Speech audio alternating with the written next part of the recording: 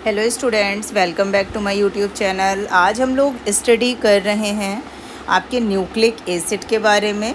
Nucleic acid के बारे में आप जानते होंगे, इसमें बेसिकली आपका डीएनए और आरएनए के बारे में जो डिटेल में स्टडी है उसके बारे में हम लोग यहाँ पे पढ़ेंगे। ये आपका बायोकेमिस्ट्री का चैप्टर नंबर 5 है। तो फर्स्टली हम लोग ये देखते हैं, अगर आपने इसके पहले के जो 4 चैप्टर्स हैं कार्बोहाइड्रेट, प्रोटीन, लिपिड्स, इनके बारे में नहीं पढ़ा है तो उसकी लिंक आपको डिस्क्रिप्शन बॉक्स में मिल जाएगी। वहाँ से आप उनको प्रॉपर एक नोट्स के फॉर्म पे पढ़ सकते हैं। हम लोग जानते हैं न्यूक्लिक एसिड होता क्या है। तो सबसे पहले सेल के अंदर पाए जाने वाले ऑर्गेनिक सब्सटेंसेस को न्यूक्लिक एसिड कहते हैं। यानी सेल के अंदर जो भी आपका ऑर्गेनिक सब्सटेंस का मतलब होता है उसके अंदर जो भी आपके कार्बनिक पदार्थ पाए जाएंगे उनको बोलेंगे न्यूक्लिक एसिड। जब बहुत से न्यूक्लियोटाइड को आपस में मिला दिया जाता है तो न्यूक्लिक एसिड का निर्माण हो जाता है। अभी आपको आगे सारी चीज़ें पढ़ने को मिलेंगी कि न्यूक्लियोटाइड क्या होता है, न्यूक्लियोसाइड क्या होता है। और जो न्यूक्लियोटाइड होता है वह डीएनए और आरएनए से मिलकर बना होता है। तो देखिए, डीएनए और आरएनए जो होते हैं, यहाँ पे आपको समझा दें, डीएनए है और आरएनए है, ये दोनों जब मिलते हैं तो किसका फॉर्मेशन कर देते हैं? ये न्यूक्लियोटाइड का फॉर्मेशन कर देते हैं। और जब ये न्यूक्लियोटाइड से मिलकर क्या बना होता है? आपका न्यूक्लिक एसिड। तो यहाँ पे आपको समझ में आ गया कि बेस यूनिट कौन सी है? DNA RNA. डीएनए आरएनए मिलेंगे तो न्यूक्लियोटाइड बनाएगा, न्यूक्लियोटाइड बनेगा तो उससे न्यूक्लिक एसिड का फॉर्मेशन हो जाएगा। नेक्स्ट हम लोग देखते हैं compounds of nucleic acid. Nucleic acid में न्यूक्लियोटाइड्स में कौन कौन से कंपाउंड्स होते हैं? तो न्यूक्लियोटाइड जो होता है वो न्यूक्लिक एसिड की संरचनात्मक इकाई होती है। यानी आप ये कह सकते हैं कि ये इसकी कैसी यूनिट है? स्ट्रक्चरल यूनिट है, जिससे हमारा स्ट्रक्चर बनता है और बहुत से सेलुलर फंक्शन भी करता है। यानी कि जो कोशिका के अंदर आपके काम होते रहते हैं ना, वो काम भी कौन करने का काम करता है? न्यूक्लियोटाइड करता है। जैसे हमारे शरीर में जो मेटाबॉलिक रिएक्शंस होती हैं, जैसे हम लोग सांस लेते हैं या हम लोग किसी भी चीज़ को डाइजेस्ट करते हैं, डाइजेशन होता है, वो सारी रिएक्शन किसके माध्यम से होती हैं? न्यूक्लियोटाइड्स के माध्यम से होती हैं। अब अगर हम लोग बात करें न्यूक्लियोटाइड्स हमारा कितने पार्ट्स में डिवाइड होता है, तो पहला जो ग्रुप होता है वो होता है हमारा फॉस्फेट ग्रुप। दूसरा जो ग्रुप होता है वो होता है पेंटोज शुगर का ग्रुप। और तीसरा जो ग्रुप होता है वो होता है नाइट्रोजनस बेस का ग्रुप। इस तरीके से करके न्यूक्लियोटाइड्स को 3 बेसिक पार्ट्स में डिवाइड किया गया है। अब देखिए, फॉस्फेट ग्रुप अगर है तो फॉस्फेट को हम लोग PO4-2 से प्रेजेंट करते हैं। ये उसका स्ट्रक्चरल फॉर्म है। P के साथ में 4 आपके O अटैच हैं और 2 O के ऊपर जो है वो नेगेटिव ग्रुप का फॉर्म अटैच है। पेंटोज शुगर में आपका डीएनए और आरएनए आता है। डीएनए का मतलब डीऑक्सीराइबोज शुगर हो गया और आरएनए का मतलब हो गया राइबोज शुगर। यानी डीएनए में डीऑक्सीराइबोज शुगर प्रेजेंट होती है और आरएनए में हमारी राइबोज शुगर प्रेजेंट होती है। इसके बाद में जो नेक्स्ट नाइट्रोजनस बेस हमारे पास आते हैं। नाइट्रोजनस बेस हमारे पास 5 होते हैं: एडिनिन, ग्वानिन, थाइमिन, साइटोसिन और यूरेसिल। तो इसमें से ये जो यूरेसिल होता है ये आपका आरएनए में प्रेजेंट होता है। तो इसको आप, ये पांचों के पांचों बेस आपके, अगर हम लोग बात करें डीएनए और आरएनए में कॉमन नाइट्रोजनस बेस, तो आपके 5 हो जाएंगे: एडिनिन, ग्वानिन, थाइमिन और साइटोसिन। ठीक है। यहाँ पे देखिए स्ट्रक्चर्स के फॉर्म पे डिफाइन किया गया है। डीऑक्सीराइबोज शुगर जो होती है उसका स्ट्रक्चर हम लोग कैसे बना सकते हैं? तो ये O हो गया आपका। O से एक सिंगल बॉन्ड से आपका कार्बन अटैच होता है। यहाँ पे फिर आप कार्बन्स को अटैच कर देंगे। इसमें आपने ये दोनों की दोनों आपकी पेंटोज शुगर होती हैं, ये ध्यान रखिएगा। आपका डीऑक्सीराइबोज शुगर भी पेंटोज शुगर है और राइबोज शुगर भी पेंटोज शुगर है। इसीलिए स्ट्रक्चर में आपको 5 रिंग वाला स्ट्रक्चर दिखाई दे रहा होगा।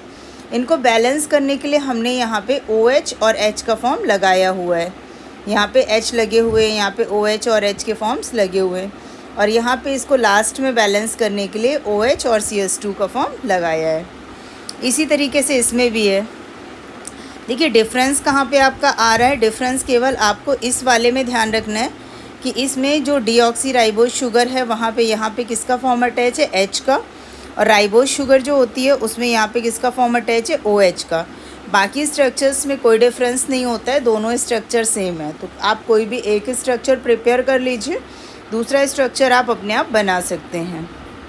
नेक्स्ट हम लोग बात करते हैं अब जो हम लोगों ने पढ़े थे आपके नाइट्रोजनस बेस। नाइट्रोजनस बेस हमने पढ़े थे 5 टाइप के। वो पाँचों के स्ट्रक्चर हैं आपके एडिनिन का, ग्वानिन का, थाइमिन का, साइटोसिन का और यूरेसिल का। तो यहाँ से आप इन नाइट्रोजनस बेसिस के स्ट्रक्चर्स को अच्छे से पढ़ सकते हैं।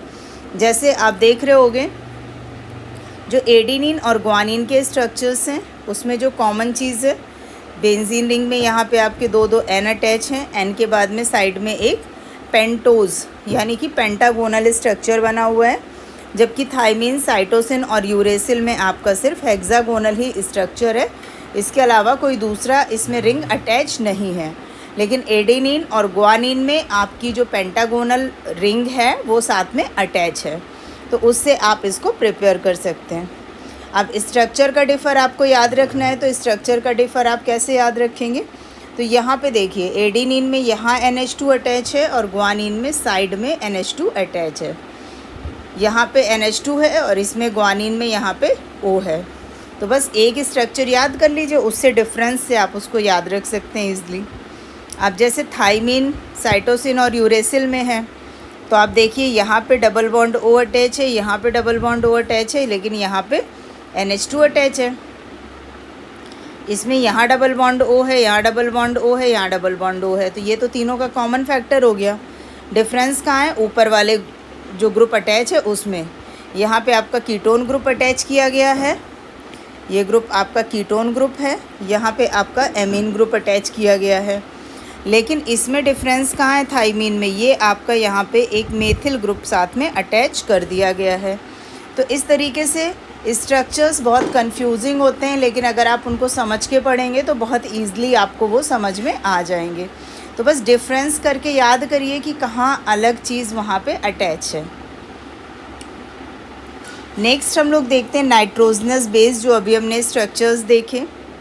तो देखिए नाइट्रोजनस बेस हमेशा 2 टाइप के होते हैं, एक होता है आपका प्यूरिन्स और एक होता है आपका पिरीमिडीन्स। अब देखिए जो प्यूरिन्स होता है, प्यूरिन्स में होता है क्या है, तो इसमें आपका कार्बन नाइट्रोजन की 2 रिंग होती हैं, जिसमें एक 6 मेंबर्ड रिंग होती है और दूसरी 5 मेंबर्ड रिंग होती है। यहाँ पे मैंने आपसे बोला था ये कितने मेंबर्ड रिंग है, 6 मेंबर्ड, क्योंकि इसमें हेक्सागोनल स्ट्रक्चर है, और ये कितना है, 5 मेंबर्ड है। तो इसमें आप खुद देख रहे होंगे कि ये 6 मेंबर, एक 6 मेंबर रिंग अटैच होती है और एक 5 मेंबर होती है। इसमें कितना है, सिर्फ 6 मेंबर्ड है। तो यहाँ पे आप देखो प्यूरिन के एग्जाम्पल हो गए एडिनिन और ग्वानिन। इसके बाद में पिरीमिडीन की अगर हम लोग बात करें तो पिरीमिडीन में आपका 6 मेंबर्ड कार्बन नाइट्रोजन की रिंग प्रेजेंट होती है। इसमें फर्स्ट और थर्ड पोजीशन पर नाइट्रोजन लगा होता है। अब यहाँ पे आप देखिए ये हो गई आपकी फर्स्ट पोजीशन, ये फर्स्ट हो गई, ये सेकंड हो गई और ये पोजीशन थर्ड हो गई। अब आप इसमें सब में देख लीजिए फर्स्ट, सेकंड और थर्ड, यानी फर्स्ट पोजीशन और थर्ड पोजीशन पे कौन सा ग्रुप अटैच है, नाइट्रोजन ग्रुप अटैच है। वही हमने यहाँ पे लिखा है। एग्जाम्पल में आपके हो जाएंगे साइटोसिन, थाइमिन और यूरेसिल। नेक्स्ट हम लोग बात करते हैं कंपोनेंट्स ऑफ न्यूक्लियोसाइड्स की। तो न्यूक्लियोसाइड जो होता है वो पेंटोज शुगर और नाइट्रोजनस बेस को ग्लाइकोसिडिक बॉन्ड के द्वारा जोड़ता है, जिसको हम लोग न्यूक्लियोसाइड बोलते हैं। यानी यहाँ पे ये जो आपका पेंटोज शुगर हो जाएगा, उस पेंटोज शुगर को अगर हम ये बोलें कि आपस में नाइट्रोजनस बॉन्ड से, जो नाइट्रोजनस बॉन्ड आपका होता है, नाइट्रोजनस बॉन्ड के बेस के साथ में कौन अटैच करता है, तो ये जो बीच का बॉन्ड बनेगा इन दोनों के, उस बॉन्ड को हम लोग बोलते हैं ग्लाइकोसिडिक बॉन्ड। ठीक है, तो ध्यान रखिएगा पेंटोज शुगर और नाइट्रोजनस बेस के बीच में जो बॉन्ड बनता है उसको हम लोग ग्लाइकोसिडिक बॉन्ड के नाम से भी जानते हैं। तो इस तरीके से आज हम लोगों ने प्यूरीन, पिरिमिडीन, न्यूक्लियोसाइड्स के बारे में, एडिनिन, ग्वानिन, थाइमिन, साइटोसिन के स्ट्रक्चरल फार्मूला के बारे में डिटेल में स्टडी किया और आपका डीऑक्सीराइबोज, राइबोज शुगर के स्ट्रक्चर्स भी डिटेल में स्टडी किए। अब अगर वीडियो आपको पसंद आए तो वीडियो को लाइक करिएगा, अपने दोस्तों के साथ में इसको ज़रूर शेयर करिए और ऐसे ही और वीडियोस देखने के लिए चैनल को सब्सक्राइब करना बिल्कुल भी ना भूलें। अगर आपकी कोई भी क्वेरी है तो आप कमेंट सेक्शन पे जाके कमेंट करके उसको पूछ सकते हैं और सब्सक्राइब करने के बाद साइड में बने बेल आइकन को ज़रूर प्रेस करें ताकि आपको कोई भी आने वाली नोटिफिकेशन जल्दी से मिल जाए और आप अच्छे से अपने सिलेबस को कंप्लीट कर सकें। Thanks for watching.